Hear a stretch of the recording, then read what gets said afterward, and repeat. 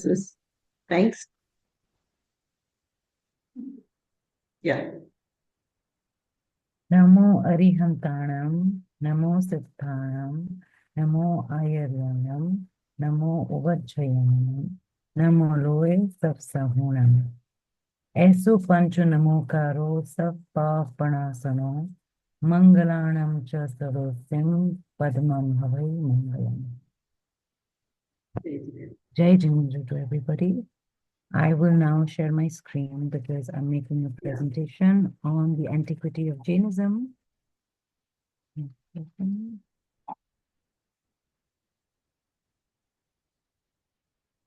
This one. Why others are not able to join?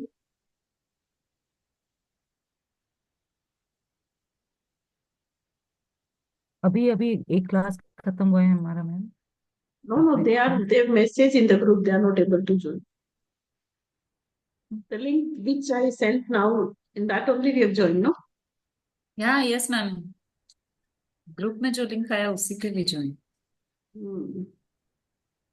Okay, you can start.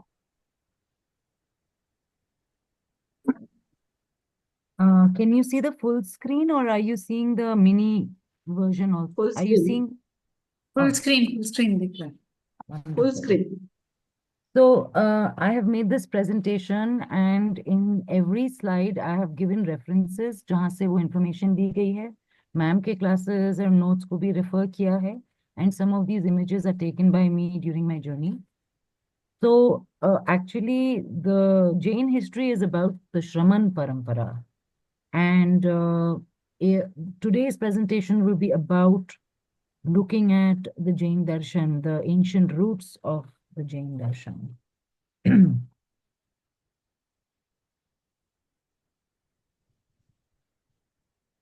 Almost half you had finished, no? Last class. I'll go quickly through this. That every time, humanity is looking for the search of truth, there are many narratives that come from various darshan, and the Jain version of the story begins with the declaration that the story of a universe does not have a beginning or an end. And in fact, it does not even have a creator, and that everything that is happening, it is just a collection of molecules of the same state and a play between living and non-living.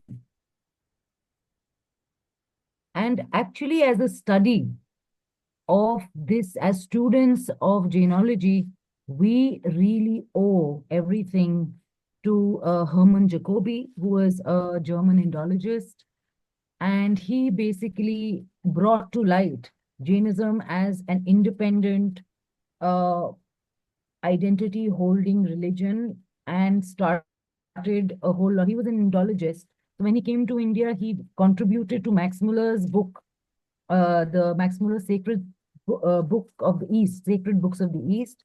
उसमें उन्होंने जैन आगमों का manuscripts का भी reference डाला. And that really opened up the study of Jainism outside the country. So done, please. This all you have done. Please go to the slide from where you have to start.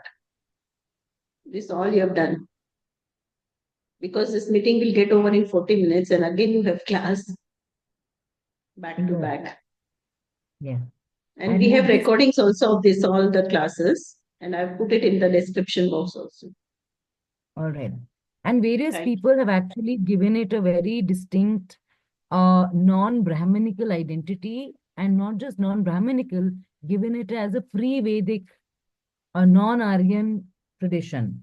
So Ramdhari Singh Dinkarji and a whole lot of other people have quoted over here who have identified it as a pre-Aryan non-Vedic tradition, which has a very distinct features and very specific vows and rituals like Salekhana and Alochana and all that has been mentioned, and which identifies Shraman Parampara as a pre-Vedic religion and not an offshoot of Hinduism. So even in the Indus Valley, we find a lot of, we discussed this actually about the torso and the seals and everything, and also regarding ma'am's class and everything that we'd gone through. And this was Udaygiri, Khandagiri in Odisha. And in the Hathi Gumfa, we find inscriptions, which is considered to be one of the oldest inscriptions. And Ashokan edicts, which are intangible terms, something that has stood the test of time. And also during Ashoka's time, a lot of this information that we get from Ashokan edicts, although before him also there have been a lot of state religions like Vedic rituals were still being performed within the court and all, but Jainism had started spreading in the sense now kings were also adopting them at a large scale. So Shravanabelagola is one of the largest monoliths in Asia, which is a son of first Tirthankar Rishabdev. And next to this site, not very far away, I have actually given this link that in Hassan district, more, just 1 second, yeah, more of these excavations have happened.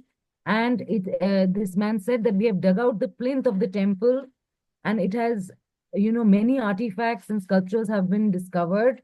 It seems to be a Jain temple. And this is found in 2021.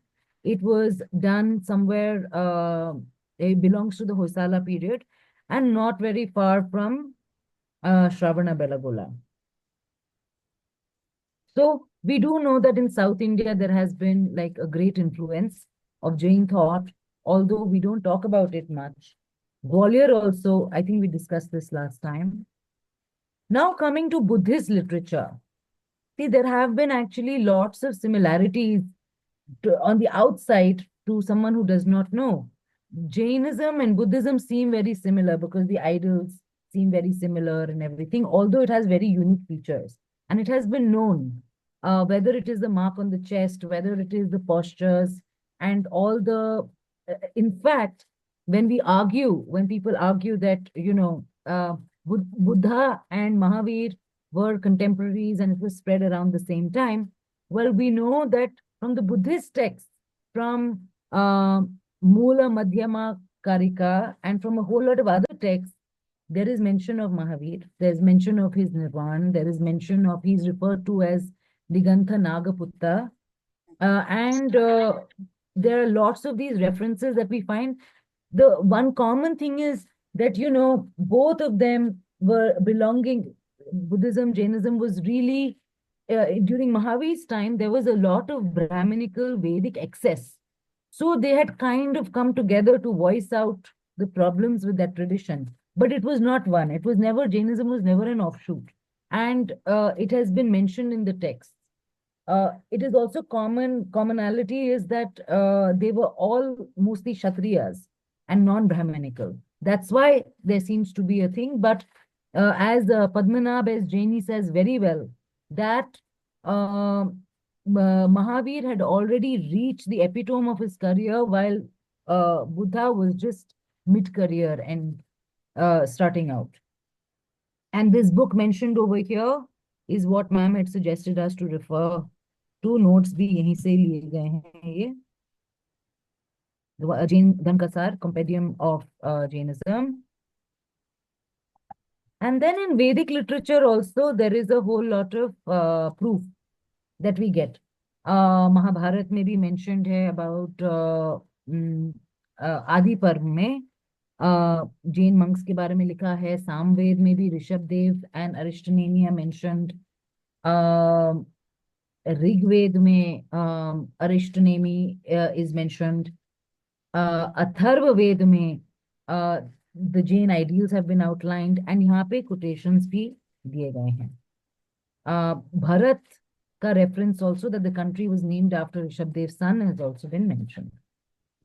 और अगर आप देखिए, अगर आप नीचे में click करेंगे यहाँ पे आपको लिंक खुल जाएगा जहां से ये सब लिया गया है. Now, this gentleman was very interesting, who has written a Shared no 4,000 page. PPT. Still, you Yes, have not ma'am. shared PPT in the group. You have shared already, no? No, I will share again, ma'am. I had shared it with you earlier. आपने बोला था surprise Yeah. रहने दें. दिखाने के बाद Yeah, I will share. yeah. So Johannes Klatt is a very famous name who has written about 4,000, more than 4,000 pages of proper names and biographies of Jaina authors. And ये जो event हो रहा था यहाँ पे डॉक्टर पीटर फ्रूगल, प्रोफेसर हम्पाना और ये इनके नाम दिए हुए हैं, ये एक बहुत बड़ा इवेंट हुआ था लंदन में where this was released. And I had the good fortune of also meeting Professor Hampana to जिनका इंटरव्यू मैंने इस प्रेजेंटेशन के लिए एंड में डाला है कि अभी तक हमें जितना भी लिटरेचर मिलता है we are told about it ends with Orissa, it ends with Hathi Gumpha, उससे दूर हम नहीं जा सक रहे हैं. So four of us have got together. Ninjit is a he was he actually is a Rinpoche from Bhutan, and he's left that order. But because he was very young when he was identified as a master, and at the age of 25, he was doing all these things. And Saba, who is an anthropologist from Germany, and me, and Maya, who is going to assist me with this production work for this project. ये project का link भी यहाँ पे है अगर आप देखना चाहें. Or we three met in a forest actually, and our conversations were about Jainism and Buddhism, and we said why not do it. So had the good opportunity, और मैंने प्रोफेसर हम्पाना को भी इस presentation के लिए इंटरव्यू किया, who will tell us about something shocking about Jainism in South India. I hope you can hear the sound. Just referring to one of the earlier books, the Tamil early epitaph from Airavatan Mahadevan that gives lot of information, very reliable information about the earliest extant Tamil inscriptions. And the earliest Tamil inscriptions also are the earliest inscriptions in South India. So not only in Tamil Nadu or Andhra in Karnataka, they are the earliest inscriptions. And there are 89 earliest inscriptions commencing from 4th century BC, ending with the 2nd or 3rd century AD. They are 89 in number, and almost all the 89 inscriptions are cave inscriptions, and they are very short label inscriptions, I should say, and they are all belong to Jainism, or without any exception. They are all speak about Jainism and speak about the monks and nuns who breathed their loss by observing the vow of Salekhna. Therefore, it's very important that book, and Airavatan Mahadevan, who has made a thorough investigation and field survey, and has given the explanation, also historical development of Jainism in Tamil Nadu. When it was taken? This Interview? was taken in August 2024. And then I In- have done another interview last 10 days back also. I'm in touch with him, and he's actually a writer, so he's written on Hampa, Pampa, everybody, and their book, आप तो जानते ही हैं ma'am इनके बारे में. So he has been very encouraging that South India में जो Jainism का जो हम बोलते हैं कि भद्रबाहु भी साउथ में आए, और कोई जैन मुनि ऐसे नहीं आएंगे without the support of lay people who are already existing. Even when Yun Sang came to India, he mentioned there were so many Niganthas. So we don't, if it is so ancient, and South Indian history has always been away from the mainstream. We always talk about Harappa, Mohenjo-daro. We don't know what was happening in the South. What is the Dravidian history?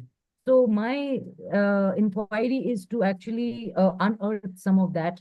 And professor Hampana यही बोल रहे हैं कि जो एक south India में जो oldest caves हैं, ओल्डेस्ट एपिग्राफ्स हैं, they are undoubtedly Jain, 89 of them. And in this book, which is worth 6,000 rupees, and it was published by Harvard Oriental Series, it captures ये सब डिटेल में. तो हमने एक प्रोजेक्ट बनाया है.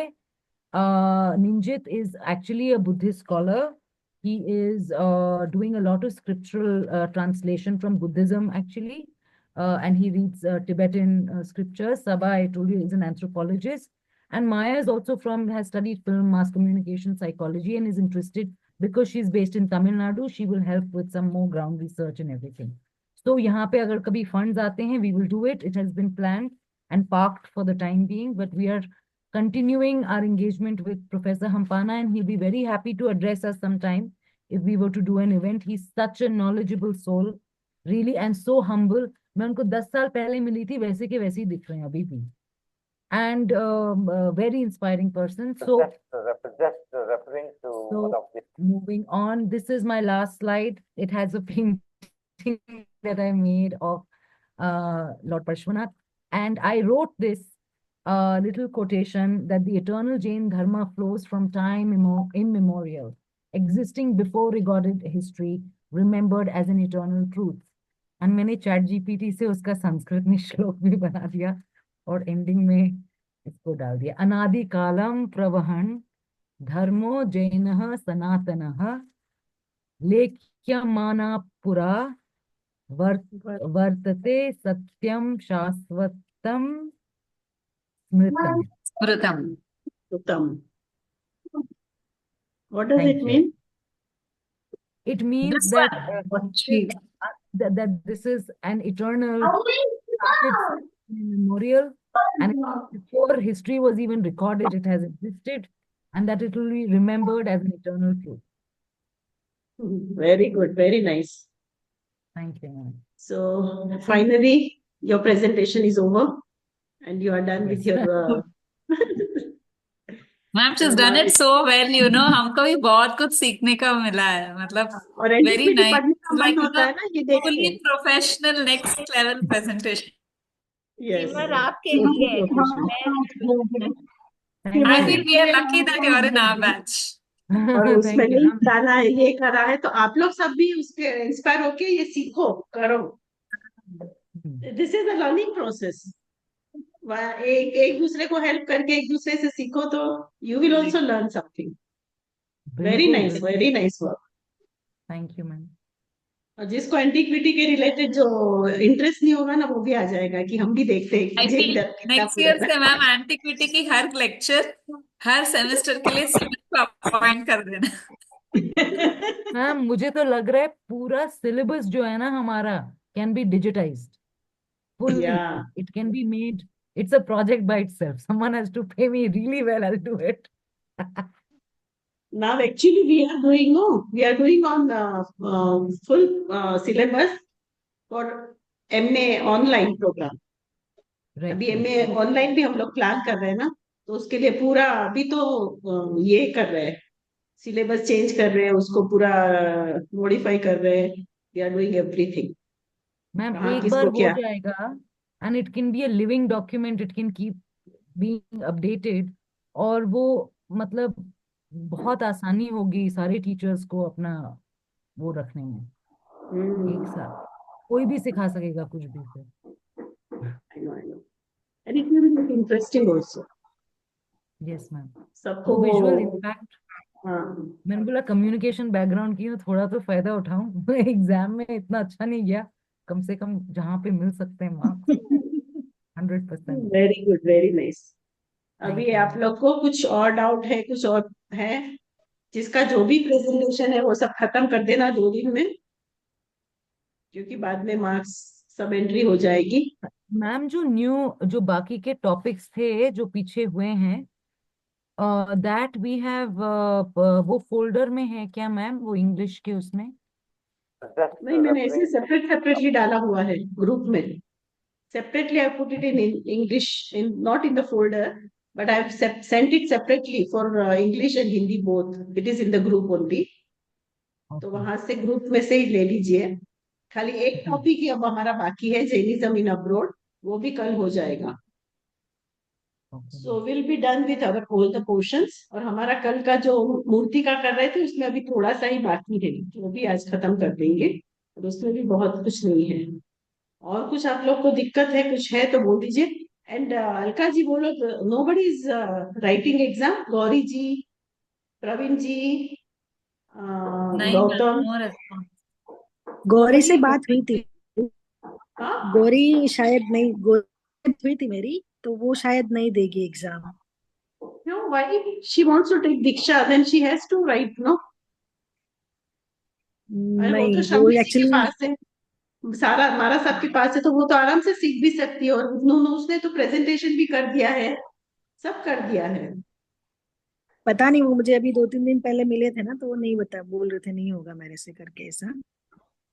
तो मैम, और वो ग्रुप में आपने जो आउट स्टेशन लोगों के स्टे का डाला ना, I feel even Yasha is also from out station ना।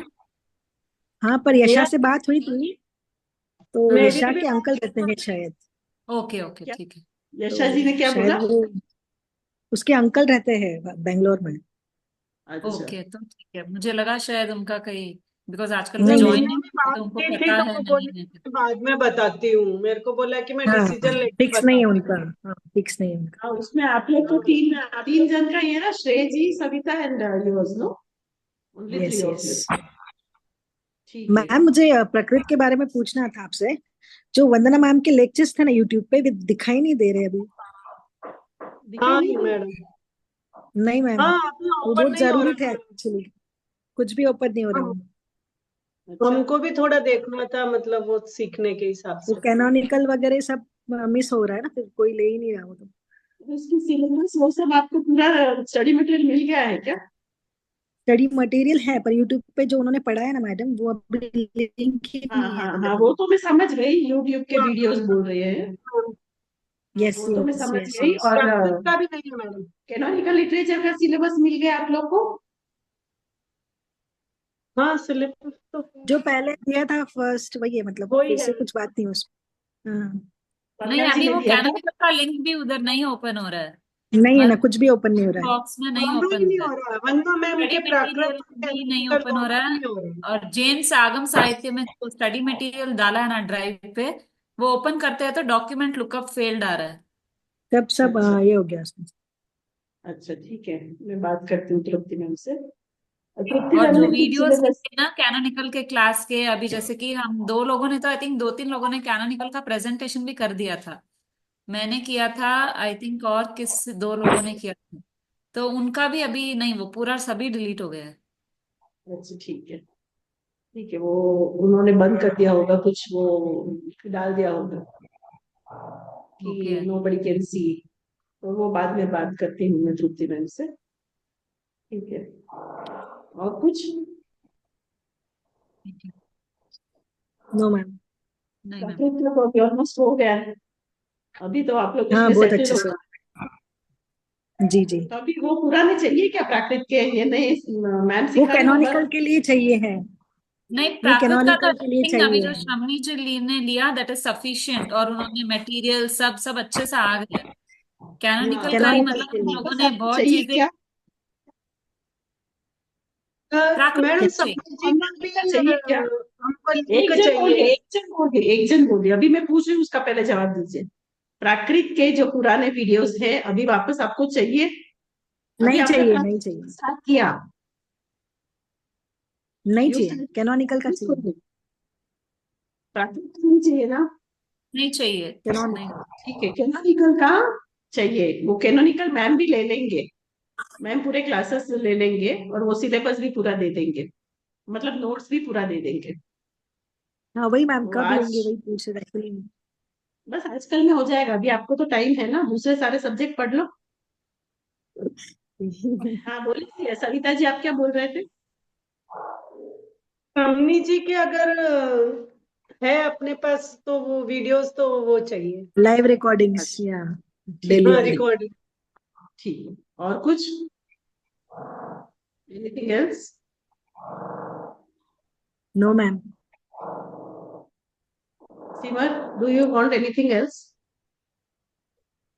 ठीक है, तो To हम start लोग का जो इसमें यहाँ थोड़ा बाकी रहा है ना, वो पद्मावती और यक्षिणी की जो मूर्तियां थी, उसके रिलेटेड थोड़ा ही है। बाहुबली की मूर्तियां कल हमने पढ़ लिया था कि वो कैसे थी और क्या थी, अभी थोड़ा सा ये बाकी रहा है।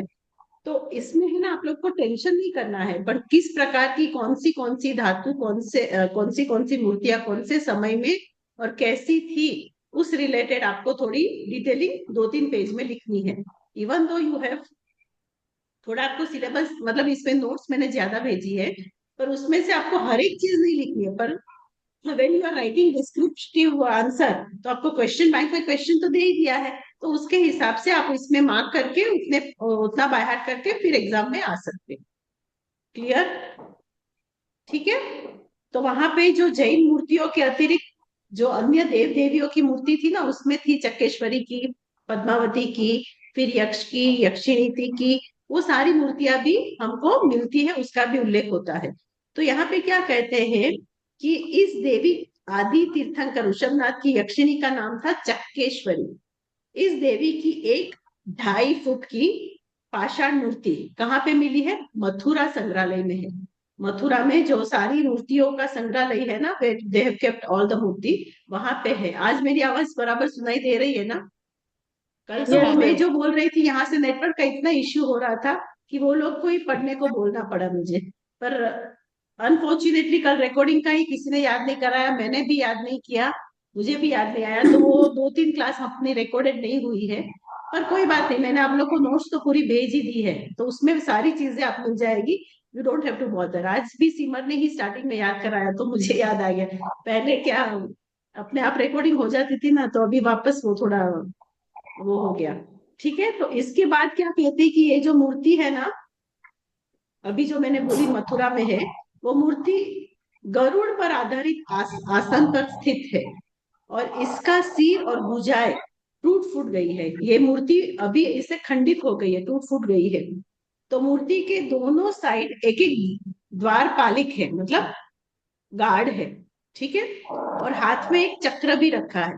तो मूर्ति के दोनों पार्श्वों में एक एक द्वारपालिका है, उनमें दाई और बाली, एक चामर, और बाई वाले के पास में पुष्पमाला है। तो ये तीनों प्रतिमाएं भी थोड़ी थोड़ी खंडित हो गई है। तो इस तरह ये मूर्ति की कंकाली टीला से प्राप्त हुई है। और यहाँ पे क्या कहते हैं कि ब्राह्मण परंपरा में जो 10 भुजी मतलब 10 हाथ वाले जो देवी थे ना, वैसी ये मूर्ति लगती है। तो ये आश्चर्यजनक बात है कि it resemble so much with that murti. और उसके बाद क्या कहते हैं कि मध्य प्रदेश के जबलपुर जिले में भी हमारे पास एक लक्ष्मण सागर के तट पर एक मंदिर है। वो मंदिर किसका है? चक्केश्वरी माता का। तो चक्केश्वरी की मूर्ति वहां पे जो है, उसके मस्तक में आदिनाथ, मतलब उसके मस्तक के ऊपर आदिनाथ भगवान की मूर्ति है, प्रतिमा है। तो ये स्पष्ट प्रूफ करता है कि ये जैन परंपरा से रिलेटेड ही है, क्योंकि चक्केश्वरी की मूर्तियां देवगढ़ के मंदिरों में भी है, और श्रवण बेलगोला में, चंद्रगिरी पर्वत पर, वहां पे भी आदिनाथ के मंदिर में, सब जगह चक्केश्वरी देवी को आप पा सकते हो। मतलब उनकी सुंदर सुंदर प्रतिमाएं हैं। तो इस प्रकार ये सारी प्रतिमाएं जो है वो है। उसके बाद हमारे पास जो डिटेलिंग आती है वो धर्मेंद्र पद्मावती की। तो इस मंदिर का निर्माण, कहते हैं कि कतर बस्ती में भी ये मूर्ति है पद्मावती की। इससे पूर्व पाश्चात्य कालीन मूर्तियां जैन मंदिरों में बहुत सी पाई जाती है, और उड़ीसा की गुफाओं में भी ये पाई जाती है। फिर नालंदा में देवगढ़ की मूर्तियां जो अवेलेबल है वो 7वीं और 8वीं सेंचुरी की है। तो मध्यकाल से लगाकर इस देवी की पूजा विशेष रूप से बहुत प्रचलित है। दैट प्रूव्स कि people from the time they are worshipping this देव देविया। उसके बाद आती है अंबिका की मूर्ति। तो जैसे तीर्थंकर के यक्ष यक्षिणों में सबसे प्रचार और प्रसिद्ध देवीनाथ की यक्षिणी वो कौन है? अंबिका देवी। उसकी मूर्तियां भी है। तो इस देवी के सबसे प्राचीन मूर्ति जो है ना, वो गिरनार के पर्वत की अंबा देवी नामक टोक पर है। वहां पे जो सबसे ऊपर का पार्ट है ना, वहां दत्तात्रेय बोलते हैं। गिरनार पर्वत के आप ऊपर जाओ ना, तो दत्तात्रेय, वहां पे अंबा माता का मंदिर है। तो वहां पे ये बहुत फेमस है। तो वहां पे और भी इसका उल्लेख हमको समंत भद्र के बृहत्सव स्तोत्र में मिलता है। तो इस देवी का स्मरण यहाँ पे भी किया हुआ है। तो इस प्रकार इस देवी की जो मूर्ति जो पाषाण में है ना, उस वो 1 फुट और 9 इंच है, जो मथुरा के संग्रहालय में भी है। तो अंबिका एक वृक्ष के नीचे सिंह पर स्थिर, सिंह मतलब लायन पे बैठी हुई है, और कमलासन पर विराजमान है। बाएं पैर ऊपर उठाया हुआ है और दाहिना पैर पृथ्वी पर है। ऐसे इस मुद्रा में वो बैठे हुए हैं और दाहिने हाथ में उन्होंने फलों का गुच्छा है रखा है और बायां हाथ बाई जगह पर बैठे हुए बालक को संभाले हुए है। तो you can just visualise, you can just imagine what will be the posture of Ambika Devi. तो बालक वृक्ष स्थल पर झूलते हुए हार से खेल रहा है और वस्त्रालंकृत है और ऊपर वृक्ष स्थल पर दोनों स्कंदों से पीछे की ओर डाली हुई उसकी ओढ़नी है, मतलब दुपट्टा जो है वो ऐसे ओढ़ा हुआ है। तो इस प्रकार जिसके पीछे उनके गलों में दो लड़ियों वाला हार भी है, हाथ में चूड़ियां है, कटी में, पैर में, मतलब अलग अलग प्रकार के सारे वस्त्र आभूषण है। और जो बालक है ना वो नग्न अवस्था में है, किंतु उसके गले में हार है और बाजुओं में भुजा बंद है और कलाई में कड़े है और कमर में करधनी भी पहने हुए है। इस तरह अंबिका की बाजू से एक दूसरा लड़का खड़ा है जिसका दाहिना हाथ उसके घुटने पर है। इस तरह आप देखोगे तो ऐसा जो पूरा इमेजिन करो कि अंबिका माता ऐसे सीन पर बैठी है, दाहिने बाजू में एक ये लड़का है और दूसरी साइड ये लड़का है। तो ऐसा पूरी मूर्ति वहां पे हमको मिलती है। समझ में आ गया? और अभी हमारे पास 5 मिनट है तो थोड़ा और कर लेते हैं, बाद में सडनली बंद हो जाएगा ये जूम मीटिंग। तो विल कंटिन्यू टुमारो। कल श्रेय का प्रेजेंटेशन है तो उसके बाद हमारा इसमें से थोड़ा ही बाकी रहा है सरस्वती की मूर्ति के बारे में। तो वो सरस्वती की मूर्ति के बारे में भी अगर टाइम मिला तो हम लोग कर लेंगे, नहीं तो आप लोग पढ़ सकते हैं। ठीक है? और उसके बाद में जैन चित्रकला के बारे में तो हमने ऑलरेडी पढ़ लिया। आपको यहाँ हिस्ट्री के पेपर रिलेटेड कुछ प्रॉब्लम है, कुछ डाउट है तो बोल दीजिए मुझे। और जो आप लोग का जो टेस्ट हुआ ना उसमें 2-2 मार्क ऐड करके मैं सबको दे रही हूँ, क्योंकि वहां 1-2 प्रॉब्लम आए थे। तो दैट इज द फाइनल। उसके बाद तो आप लोग ने बोला नहीं कि रीटेस्ट करना है कि कुछ करना है। Hello, am I audible? मेरी आवाज आ रही है Yes, आपको? ma'am. हाँ, यहाँ पे दिखा रहा है आ रही है जी जी ma'am. Not proper is poor. ठीक है, तो उसमें 2 मार्क्स जिसके भी आए हैं उसमें ऐड करके डाल रही हूँ। और सविता जी आपने भेज दिया है ना मुझे फोटो आपके मार्क्स का, पर मेरे पास पूरे आपके सारे ग्रुप का लिस्ट है। खाली एक जन ने 2 बार अटेम्प्ट कर दिया था तो उसका मैं फर्स्ट ही कंसीडर करूंगी, सेकंड कंसीडर नहीं करूंगी। And I don't want to say the name also किसने 2 बार अटेम्प्ट कर दिया है। Each and every detail I got it in the list so don't worry. ठीक है? तो इस प्रकार अंबिका की मूर्ति उदयगिरी और खंडगिरी में भी मिलती है और नवमुनि गुफा और उसकी गुफाओं में भी जो मूर्तियां मिलती है ना वो मूर्तियां भी मथुरा के गुप्तकालीन टाइम की ही है। तो इस प्रकार जैन मठ की जिन कांची के एक जैन मठ की दीवार पर एक जो चित्र किया हुआ है उसमें भी अंबिका माता का चित्र है, पर वो 4 भुजा वाला है। तो उसके दोनों हाथ में पाश और अंकुश है तथा अन्य दोनों हाथ में अभय और वरद मुद्रा में है और वो आम के पेड़ के नीचे पद्मासन में बैठी हुई है।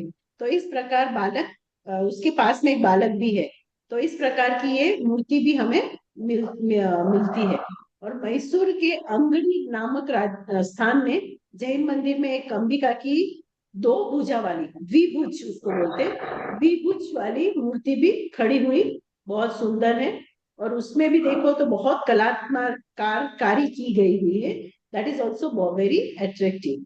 फिर देवगढ़ के मंदिर में, आबू के मंदिर में भी अंबिका की मूर्ति है। तो ये सारी मूर्तियां हैं जो प्रूफ, जो हमके अलग अलग अलग वेराइटीज की अंबिका माता की भी मूर्तियां मिलती है। इस प्रकार हमको अंबिका की मूर्ति के बाद सरस्वती की मूर्ति के बारे में देखना है। ठीक है? तो सरस्वती की मूर्ति भी हमको कंकाली टीले में लखनऊ के संग्रहालय में 1 फुट और 9.5 इंच ऊंची है।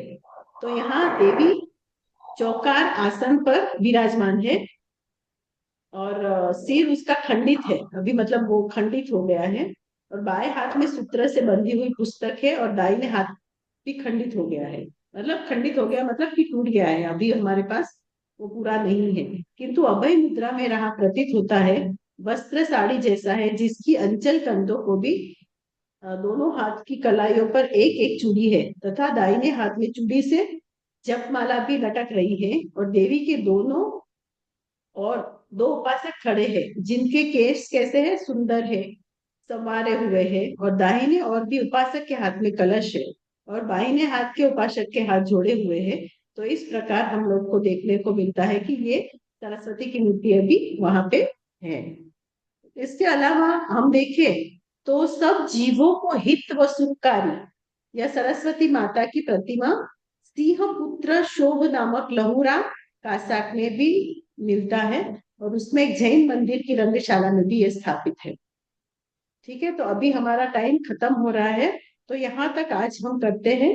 सरस्वती की मूर्ति को स्टार्ट किया है, उसके बाद सरस्वती की मूर्ति और थोड़ा नैमिष की मूर्ति और अच्युता मानसी, तो उनकी मूर्तियों के बारे में हमको थोड़ा थोड़ा पढ़ना है। उसके बाद हमारा ये टॉपिक भी खत्म हो जाएगा। और बताइए भी, और कुछ है आप लोग को? मैम चित्रकला वाला चैप्टर नहीं है? कौन सा? चित्रकला? कर दिया हम लोग ने, चित्रकला वाला है नहीं ना, नहीं वो नहीं मैंने अभी